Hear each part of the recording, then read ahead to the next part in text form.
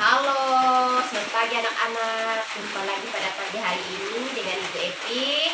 Nah, pada pagi hari ini kita belajar agama kelas 5. Materi kita pelajaran 3 ya, laki-laki dan perempuan sederajat.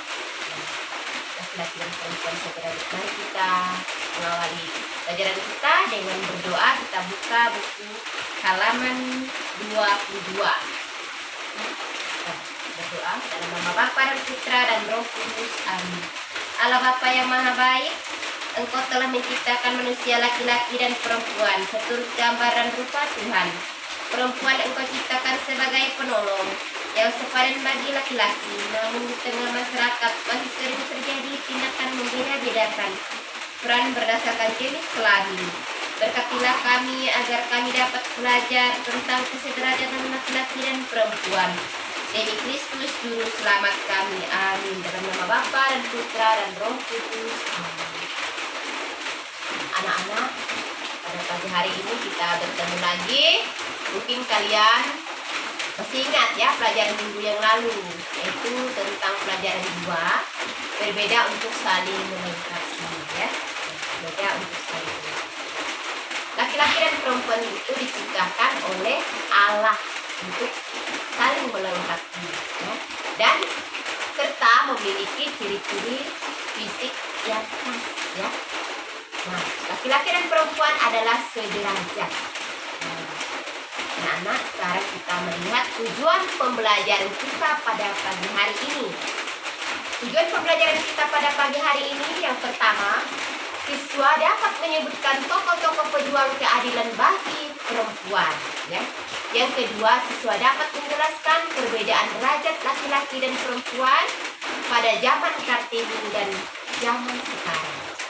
Yang ketiga, siswa dapat menjelaskan bahwa laki-laki dan perempuan adalah sederajat. Yang keempat, siswa dapat menjelaskan peran sosial laki-laki dan perempuan. Baiklah anak-anak, mari kita mendengarkan penjelasan dari Ibu ya. Akan menjelaskan ya bahwa laki-laki memiliki perbedaan fisik yang khas. Perbedaan fisik yang khas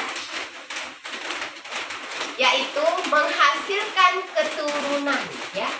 Perbedaan yang pasti menghasilkan keturunan, perbedaan lain selain beranak cucu, mereka juga didasarkan atas perbedaan fisik yang mereka rasakan, yaitu perempuan merasakan bahwa mereka mengalami ketidakadilan. Nah, jadi anak-anak, bagaimanakah peran laki-laki dan perempuan?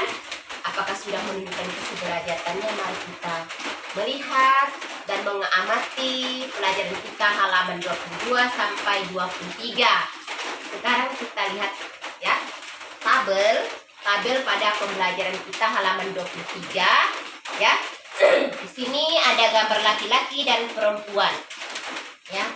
Nah, nanti kalau yang boleh dilakukan laki-laki dan yang boleh dilakukan perempuan apa-apa saja di situ. Nah, itu sesuai dengan tabel ini, sesuai dengan yang ada di sini. Mana yang boleh dilakukan oleh laki-laki zaman Kartini, mana yang boleh dilakukan perempuan zaman Kartini. Nah, dan mana yang boleh dilakukan perempuan zaman sekarang dan mana yang boleh dilakukan laki-laki zaman sekarang. Jadi nanti ini latihannya ya. Halaman 23 boleh diisi ya anak-anak ya di buku latihan kalian. Nah, zaman Ibu Kartini pada dulu mereka mereka tertindas, tidak boleh keluar rumah ya. Pada zaman Ibu Kartini tertindas, tidak boleh keluar rumah, mereka harus bekerja memasak ya, tidak boleh sekolah pada zaman Ibu Kartini. Nah, jadi bukan hanya dilakukan tapi sekarang bukan hanya bisa dilakukan perempuan, tetapi laki-laki juga bisa melakukan memasak ya, bekerja di dalam rumah, menyapu, mencuci piring. Nah, jadi tugas perempuan sekarang sudah sama, sederajat dengan laki-laki. Nah, sekarang kalian boleh melihat buku paket kalian masing-masing. Nah, baiklah anak-anak. Jadi seorang tokoh perempuan yang memperjuangkan keadilan adalah Raden Ajeng Kartini. Sehingga kita bisa sekolah. Nah, sekarang perempuan bisa jadi polisi, jadi guru, jadi dokter, dan bahkan bisa sekolah setinggi-tingginya. Nah, ada juga yang jadi presiden. Siapa yang memperjuangkan kaum perempuan, yaitu Raden Ajeng Kartini.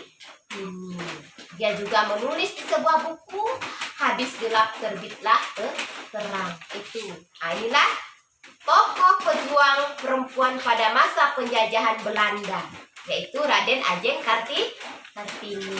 Dia adalah seorang anak bupati. Nah, dia juga yang berusaha memperjuangkan kaum perempuan sehingga bisa sekolah, ya, seperti laki-laki pada umumnya. Sedangkan zaman sekarang, perempuan pada umumnya sudah setara dengan laki-laki.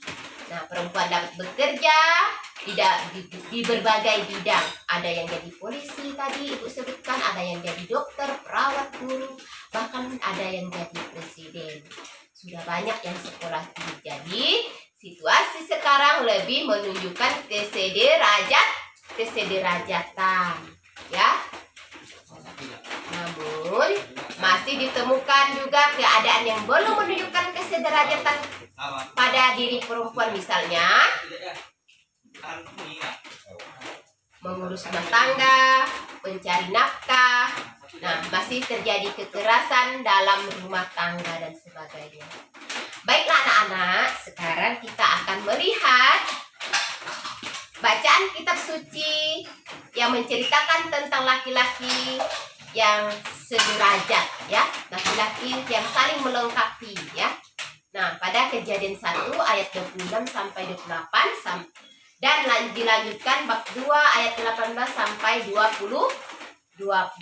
Nah, nanti kalian baca baik-baik dan Ibu nanti akan beri tugas. Ibu cukupkan sampai di sini dulu ya anak-anak. Nah, mari kita tutup dengan doa. Dalam nama Bapa dan Putra dan Roh Kudus. Amin. Tuhan Yesus, terima kasih atas bimbingan-Mu, penyertaan-Mu sepanjang pagi ini sehingga kami dapat belajar dengan baik. Amin. Dalam nama Bapa dan Putra dan Roh Kudus. Amin. Sampai jumpa anak-anak. Tuhan Yesus memberkati dan ketemu di minggu yang akan datang.